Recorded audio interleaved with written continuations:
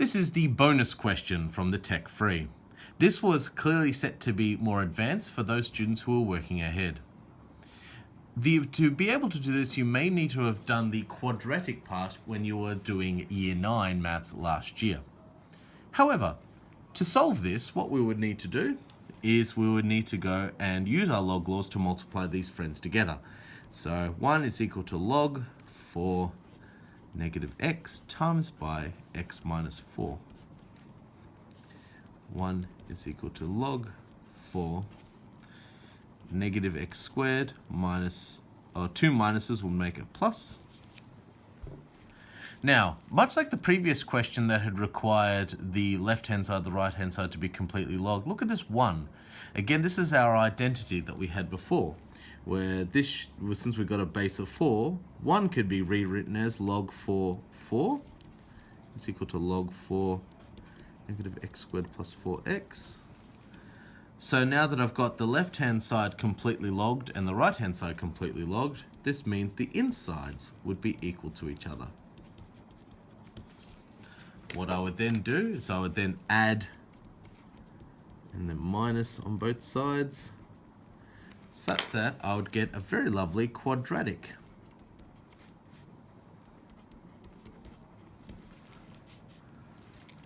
Now with this particular quadratic, what you would need to do is be able to find two numbers that fit together to be able to solve, so we need to find a value of x that would make this work. Now you could do this if you weren't familiar with quadratics, then you could sort of put some numbers in and try to work things out. Alternatively, if you want to do this, what you're trying to do is you're trying to find two numbers that multiply together to get positive 4, add together to get negative 4.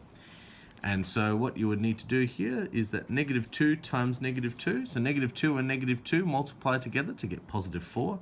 Negative 2 plus negative 2 would get us negative 4. And you can see here my brackets are identical. So this becomes x minus 2 squared is equal to 0. Therefore, if I made this equal to 0 and solved for x, x would have to be equal to 2. Now, how do I know that this is not rubbish?